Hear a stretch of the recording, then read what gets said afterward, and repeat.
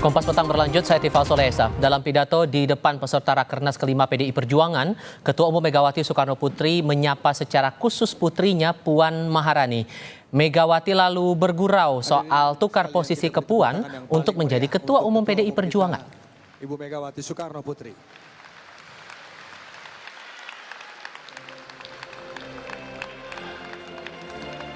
Mbak Puan, saya bilang pada Mbak Puan sebagai Ketua DPR, wah pergi ke luar negeri terus. Tapi itu kerja loh, bukannya jadi turis. Jadi saya kalau beliau pamit kemarin ikut di Bali, lalu kapan itu ke Meksiko. Jadi terus saya bilang gantianlah sama saya deh yang jadi anggota ketua DPR, kamu yang jadi ketua umum.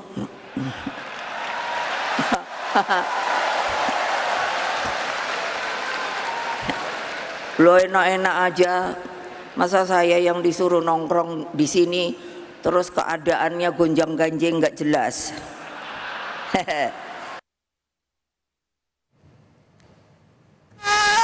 Berbeda dengan Presiden Joko Widodo yang tidak hadir karena tidak diundang, sejumlah Menteri Kabinet Pemerintahan hadir ke Rakernas PDI Perjuangan di Ancol, Jakarta Utara. Ketua Umum PDI Perjuangan Megawati Soekarno Putri menyebut satu persatu nama menteri yang hadir, yakni Menparekraf Sandiaga Uno dan menteri dari PDI Perjuangan seperti Menteri Koperasi dan UKM Teten Mas Duki, lalu Sekretaris Kabinet Pramono Anung, kemudian Menteri Sosial Tri Risma Harini, lalu Menteri Pemberdayaan Perempuan dan Perlindungan Anak Bintang Puspayoga, nama lainnya Menpan RB Abdullah Azwar Anas dan Menteri Hukum dan HAM Yasona Lauli. Mega pun menyebut sejumlah nama tokoh yang hadir dalam acara ini seperti Capres dan Cawapres Ganjar Mahfud, Ketua DPP PDI Perjuangan Puan Maharani, lalu Andi Wijayanto dan mantan Panglima TNI Andika Perkasa.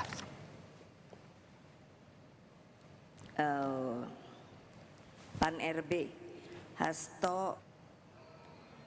Ketua Steering Komite Rakernas kelima PDI Perjuangan Jarod Saiful Hidayat membeberkan alasan Presiden Joko Widodo dan Wakil Presiden terpilih Gibran Rakabuming Raka tidak diundang ke Rakernas di Ancol hari ini.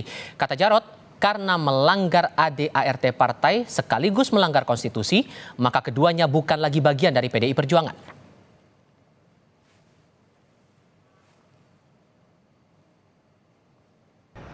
Apabila ada di antara kita anggota partai yang kemudian melanggar konstitusi, melanggar etika dan moral, maka dia sudah bukan menjadi bagian dari keluarga besar PDI Perjuangan. Karena sudah bertentangan bukan hanya pada ADART partai, tapi pada konstitusi negara. Ketua Umum PDI Perjuangan Megawati Soekarno Putri menyatakan Rakernas kelima partai perlu mendengarkan suara akar rumput untuk menentukan sikap partai terhadap pemerintahan Prabowo Gibran 5 tahun ke depan. Sikap PDI Perjuangan terhadap pemerintahan ke depan tentu harus dicermati dengan seksama. Partai harus mendengarkan semua suara akar rumput, dari yang berteriak-teriak sampai sayup-sayup, dan terus berjuang bagi terlembaganya demokrasi yang sehat. Inilah bagian daripada skala prioritas kita di Rakernas kelima ini. Apa yang saya pikirkan saat ini lebih pada tanggung jawab agar berbagai persoalan yang berkaitan dengan perekonomian rakyat mendapat perhatian serius. Selain suara arus bawah, pidato Ketua Umum PDI Perjuangan Megawati Soekarno Putri dalam Rakernas kelima partai di Ancol hari ini memberi arah sikap politik partai terhadap pemerintahan Prabowo Gibran. Atau dengan kata lain, menentukan apakah partai akan bergabung dengan pemerintahan mendatang atau berada di luar pemerintahan. Rakernas kali ini juga menarik dicermati karena untuk pertama kalinya Presiden Joko Widodo tidak diundang menyusul perbedaan dukungan di Pilpres lalu. Kami akan bahas bersama dengan para narasumber bergabung saat ini politisi PDI Perjuangan Masinton Pasaribu dan pengamat politik Ahmad Khairul Umam. Selamat sore semuanya, apa kabar? Selamat sore Mas Tifal. Baik, terima kasih Mas Uma sudah bergabung. Kami masih berupaya untuk memperbaiki komunikasi kami dengan Mas Hinton Pasaribu yang saat ini berada di arena Rakernas di Ancol, Jakarta Utara. Mas Umam, kita selama ini belum mendengar secara langsung sebetulnya pernyataan resmi dari Ketua Umum Megawati soal posisinya dengan Jokowi begitu. Dengan tidak hadirnya atau tidak diundangnya Presiden Jokowi, apakah ini bisa dikatakan bahwa Bu Mega sudah tutup buku, tidak punya urusan, tidak punya hubungan lagi dengan Jokowi?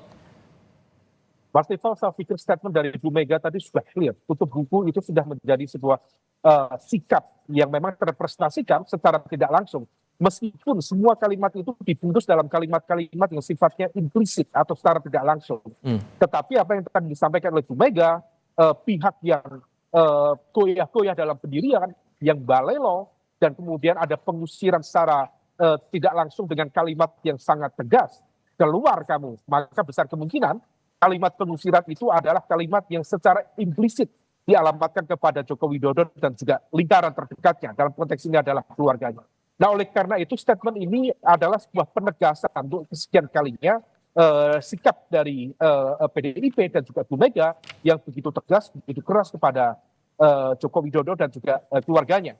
Nah, adapun mengapa semua kalimat ini dibungkus dalam statement yang sifatnya implisit, maka besar kemungkinan hal itu disebabkan oleh sikap dari PDIP untuk tidak keluar langsung dari pemerintahan saat ini. Karena bagaimanapun juga tampaknya PDIP masih merasa bahwa dirinya adalah kekuatan politik yang menjadi backbone utama dari kekuasaan yang ada saat ini. Yang memenangkan, yang memberikan political guarantee selama ini untuk menghadirkan pemerintahan. Maka tidak dibungkus dalam sebuah statement resmi, sikap resmi, keputusan resmi secara legal formal bahwa pemberhentian kepada pemberhentian kepada Jokowi dan lingkarannya dilakukan oleh DPP PDIP saat ini. Nah, ini tampaknya sengaja dilakukan mengulur waktu sampai kemudian nanti di momentum akhir pemerintahan Presiden Joko Widodo, disitulah kemudian besar kemungkinan jika kemudian dilakukan statement terbuka, termasuk juga secara legal formal dibutuhkan surat resmi pemberhentian oleh DPP, tampaknya momentumnya akan ada di ujung sari. Karena banyak komentar pedas dalam pidato 1 jam 22 menit saya catat begitu dari pukul 15.08 sampai 16.30 tadi. Komentar pedas itu bilang susah bertahan di PDI Perjuangan, berani karena pribadinya mantap, tidak goyang-goyang seperti Anda katakan tadi. Bahkan disebutkan gak usah zona nyaman-nyaman melulu. Ini tudingannya apakah kepada personal saja atau mungkin ada pihak lain yang mungkin juga dituding di sini. Tapi jawabnya nanti ya Mas ya. Kita sampai menunggu kehadiran Mas Hinton Pasaribu untuk diskusi bersama kami. Usai jeda berikut. Pengamat politik Ahmad Khairul Umam masih bergabung bersama kami lewat sambungan dalam jaringan. Sementara untuk saat ini baru saja bergabung lewat sambungan satelit politisi dari PDI Perjuangan Mas Hinton Pasaribu. Bang Mas Hinton, selamat sore dengan Tifal di studio. Ya, selamat sore Bung Tifal.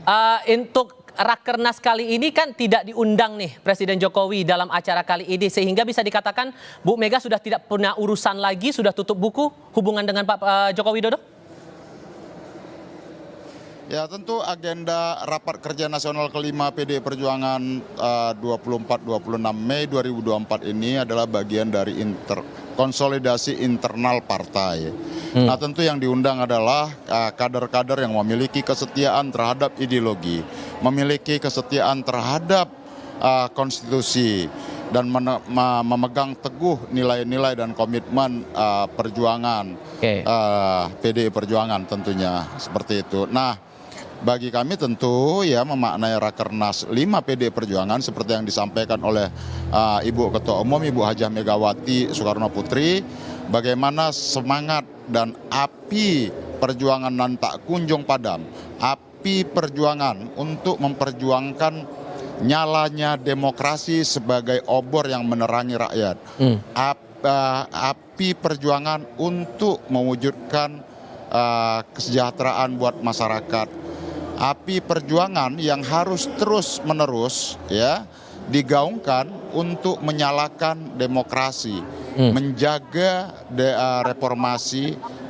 sejak 98 lalu. Nah, jadi bagi kami adalah momentum Rakernas ini adalah peneguhan komitmen kami tentang nilai-nilai demokrasi, nilai-nilai kerakyatan dan kebangsaan Indonesia. Seperti itu, Bung. Termasuk peneguhan posisi partai nanti di pemerintahan ke depan, apakah akan bekerja sama dalam pemerintahan? Kalau bahasa dari Bu Mega tadi tidak ada istilah oposisi atau koalisi, apakah akan bekerja sama dengan pemerintahan mendatang atau justru akan di luar pemerintahan, Bang Mas Hinton? Ya, tentu menyangkut sikap politik itu nanti akan dibahas dalam rangkaian agenda Rakernas 5 PDI Perjuangan ini.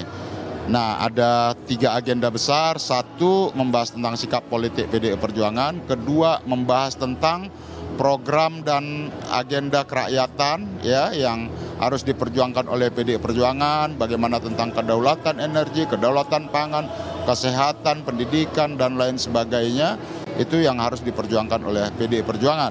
Kemudian juga menyangkut agenda momentum persiapan pilkada bulan November 2024 nanti. Nah, tentu bagi kami ya 3 agenda itu yang menjadi concern pembahasan dari 5.255 kader dari berbagai penjuru Indonesia ya, pengurus DPP, DPD, kemudian pengurus DPC dan juga praksi PDI Perjuangan di berbagai level DPR RI, DPRD provinsi dan juga DPRD kabupaten kota seluruh Indonesia. Tadi dalam pidato Bu Mega juga sempat berkelakar gantianlah ke Mbak Puan untuk jadi ketua umum PDI Perjuangan. Jangan-jangan ada pembahasan juga nih soal regenerasi ketua umum di Rakernas kali ini. Gimana tuh Bang? Betul nggak? Ya itu sebagai joke beliau lah ya. Gantian deh Ibu Puan jadi ketua umum, saya kata Bu Mega jadi ketua DPR, tapi kan ya Ibu Mega kan ya nggak mungkin sebagai ketua DPR kan begitu, karena beliau bukan anggota DPR RI kan gitu. Ya itu lebih pada joke, artinya juga bahwa partai ya secara organisasi juga menyiapkan proses regenerasi partaian. Tapi itu kan nanti dalam agenda pembahasan Kongres tentunya ya, bukan di forum Rakernas ini seperti itu. Oke, Mas Umam, kalau Anda membaca pernyataan atau pidato dari Bu Mega dalam durasi 1 jam 22 menit itu sudah jelas belum arah partai ini akan kemana nanti dari pemerintahan Prabowo Gibran? Halo Bung Tipa. Mas Tifal, iya.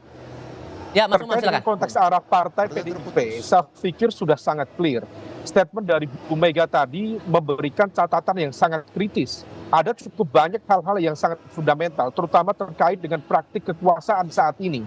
Bahkan dianggap praktik kekuasaan saat ini dianggap telah mirip atau bahkan memiliki kemiripan dengan praktik-praktik pada era authoritarian.